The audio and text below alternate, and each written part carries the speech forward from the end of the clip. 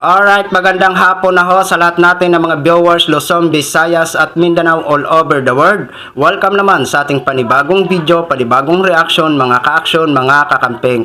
So may gusto lang ho ako na i-share ho sa inyo.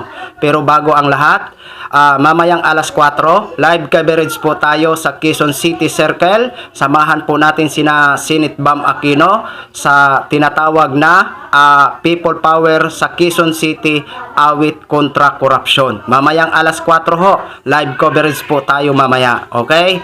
So dito ho mga ka-action, talagang diretsahan na ho na natusta o nadurog ito si Sara Duterte sa banat ni Loc Espiritu. So alam naman po natin kung bumanat ho ito si Loc Espiritu ay napakatindi at katotohanan lang po talaga ang kanyang mga banat. May laman ho talaga.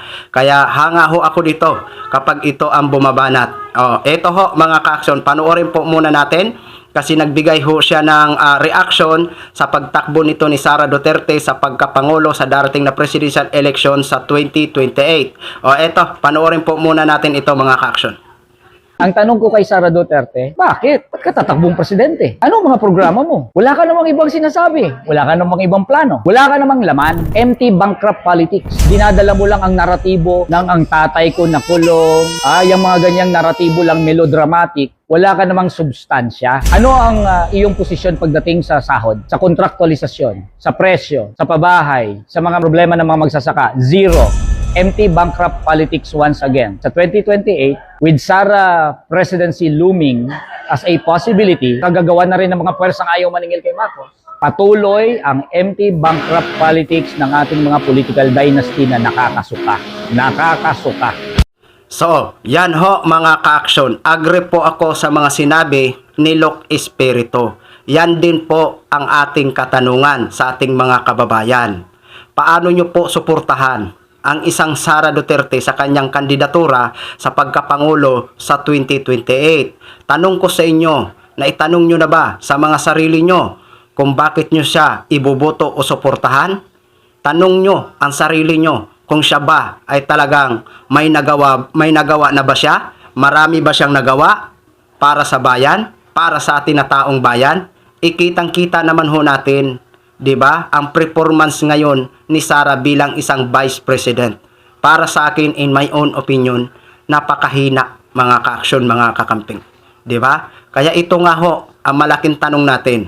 Kung sakali man halimbawa manalo ito si Sara sa pagkapangulo sa 2028, ito kayang mga pinaglalaban ng Pangulo na si Mr. President Bongbong Marcos, lalong-lalo na ho isa sa mahalaga ang usapin sa West Philippine Sea. Ito ba kaya ay kayang ipagpatuloy ni Sara Duterte? Yan po ang malaking tanong ho natin.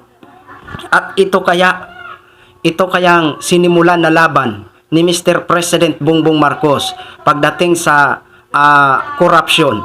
Ito kaya may pagpatuloy kaya ito ni Sara Duterte kapag siya ang maging Pangulo ng Pilipinas? Ano kaya ang mangyayari sa ating bansa kapag siya ang manalo? Kapag siya ang manalo bilang Pangulo ng Pilipinas, kitang-kita naman ho natin ang kanyang performance ngayon bilang Vice President ng Pilipinas napakahina ho mga ka-action. Hindi nga natin nararamdaman na siya ay naging katuwang ng administrasyon na inaasahan sana natin bilang isa siya ay pangalawang ina ng Pilipinas, makakatulong ho siya sa administrasyon. Pero wala ho, hindi ho natin nararamdaman. Bagkos, sinisiraan niya pa ito. Tama po yun ang sinasabi ni Loc Espiritu. Kasi ito din ang mga naratibo ng mga ilan sa mga supporters nila. Mananalo daw si Sara dahil sa nadala ito sa dahig si Digong. Sus Maria Josep, maawa na ho kayo sa bansa natin. Kung gusto nyo ng pagbabago, kung gusto nyo na maging tahimik at masaya ang bansa natin sa 2028, pipiliin po natin yung taong marunong magmahal, may malasakit sa bansa natin at ang iniisip ay ang kapakanan natin ng mga Pilipino. 'Di ba? Kasi alam naman po natin, kapag manalo ito si Sara, alam na ho natin, 'di ba? Masasabi ba natin na tahimik ang bansa natin? Sus Maria Josep.